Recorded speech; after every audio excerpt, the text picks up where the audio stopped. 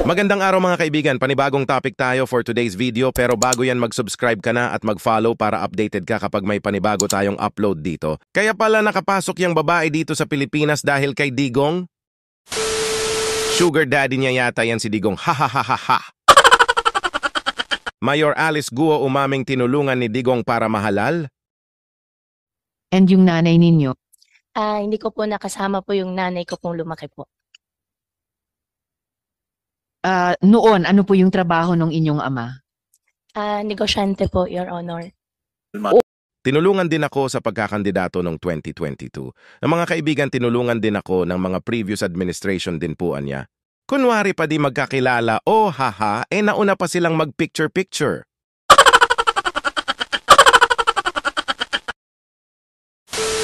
Kaya pala nakapasok yan dito, malakas pala kapit kay Digong nyo.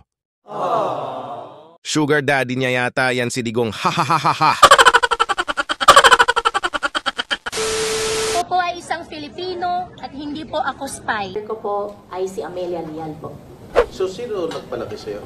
Yung tatay ko po. Pare-pareho kayo ng nanay niyo ay si Amelia Lial at ang ama ninyo ay si Angelito Guo. Your Honor, hindi po ako yung nag-prepare po ng birth certificate po nila. Kaya wala po akong idea po.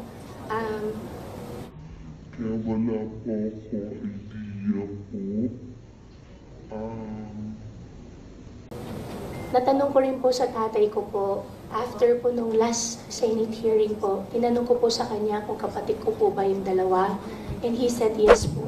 Ito po yung malala, Mayor. Nung pina-check ko po, wala pong record ng kasal sina Angelito Guo at Amelia Lial.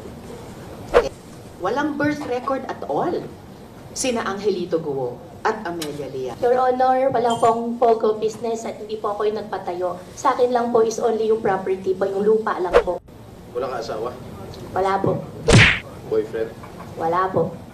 Sigurado? Sigurado po. Wala ka live-in partner? Wala po.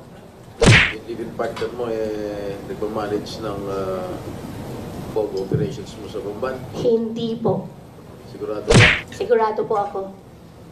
Wala ka relasyon sa isang public official?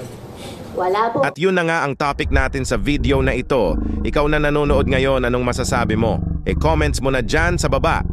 At para naman updated ka sa mga upload ko, don't forget to like and follow.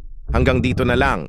Ako si Philippine Vision TV, nagbabalita mula sa Pilipinas. Thank you.